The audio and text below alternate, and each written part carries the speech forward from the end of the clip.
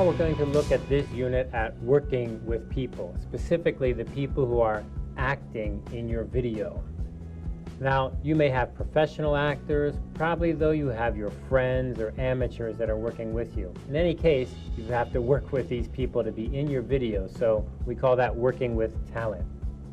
Professional actors in general tend to be way better than you think they are. Often I think people have the perception acting is an easy thing to do, not hard at all. But in reality, acting is quite difficult. The advantage of a professional actor is when they come into your studio or when they come on location, they right away know what to do. They can say their lines very clearly, quickly, and smoothly. It's really a huge advantage. Amateurs, on the other hand, tend to be much worse than you think they are. You think your friends can act, but actually your friends are not going to be able to act at all. It's going to turn out terrible. And you may think that, well, it's passable, it kind of works, but it doesn't really do that. You're much better off if you're going to video record real people to just do real people doing real things. But if you're going to have people who are your friends acting or pretending to be something, you might want to think about that. Even if your production is a small production, hiring professionals will get you a lot of benefit. Here we have a picture inside the studio with some talent that's come in to work with us. And usually when you have talent, you've got someone who's kind of taking care of things. In this case, this young lady here, she's doing a research project, so she needs to execute a video for that project. And she does that by coming to the lab using the green screen and then having some talent here pretending to do something.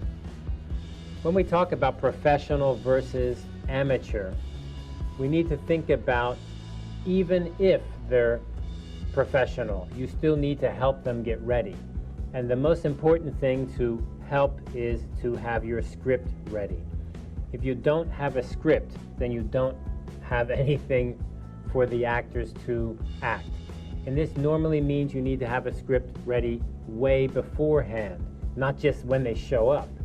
And best of all is to have a script ready and then you give it to a production company or a director or a manager or a talent agency, and they can have people audition reading parts of the script, and you can see who do you like best when they read the script that you've written. Of course, they don't read the whole thing, they just read part of it to give you an example. When you're looking at your talent, even amateur or pro, it's best to be very clear. What do you want? How do you want them to act? What do you want them to project? Do you want them to act like they're young and naive or older and wise? Do you want them to be super happy or to be really stern and serious? You need to tell them these things because the talent doesn't know what you want. They just have to guess from reading, and that's really bad. The worst thing you can do is just say, do what you think, and then they do something and you say, that's not what I like. Try something else. That's going to make everyone frustrated and waste a lot of time. You need to be clear about the attitude, the character. How do you want them to look? Appearance. Do you want them to look formal, informal? What color of clothes would you like them to wear? It's very important to just tell them. What do you want their facial expressions to look like, or their voice accents? Professional actors are very good at taking input on this. Tell them what you want and they will be happy. They even like it more when you tell them specifically what you want. They're waiting for you to tell them. If they have to guess, they know that things are going to be trouble later when you say you don't like it. So don't be shy about giving instructions. Here we can see inside the lab we have our director who's getting the project ready. She has her shot schedule there and her script, and she's going to go ahead and she's checking everything that's being done and what they need for the next setup, for the next shot.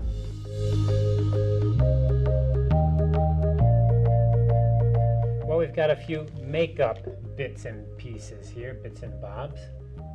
So let's take a look at that. One of the main things you can have is foundation. So foundation goes on before you put on any makeup.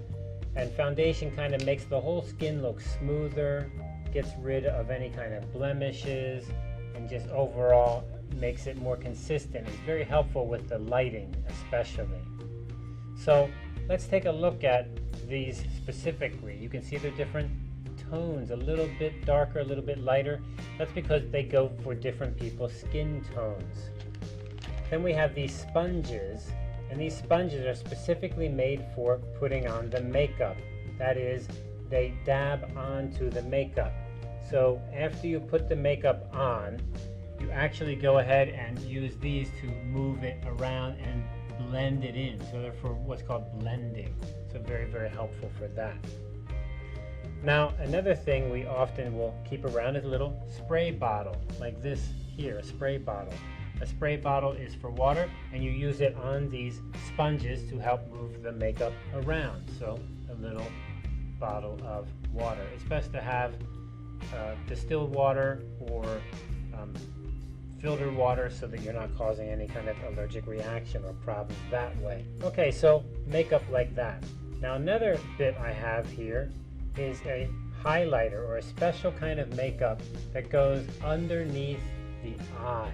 Now, why would you want something to go underneath the eye? Well, the reason for going underneath the eye is that you often have those dark lines or dark colors under the eye. So those dark colors can be right under here, sometimes they'll be over here, sometimes they'll be all around your eye. You get the panda look. This is really difficult when you shoot video. It's so easy for that dark color to come out. It's actually kind of bluish kind of tone. This kind of highlighter goes under the eye specifically, nowhere else on the face, just under there, and you dab it in and then you blend it in with the sponge, and then it takes away that dark look. So that's very handy. So this kind of highlighter, there's all different kinds, just go online and check for it. There's no shortage of advice online on how to use makeup. Tons and tons of that stuff for sure. Okay, so if we look at, we've got our sponges, our foundation, we've got some highlighter there like that. Okay, that all looks very good. You can buy way, way more. This stuff gets expensive fast. You can buy tons of stuff like this.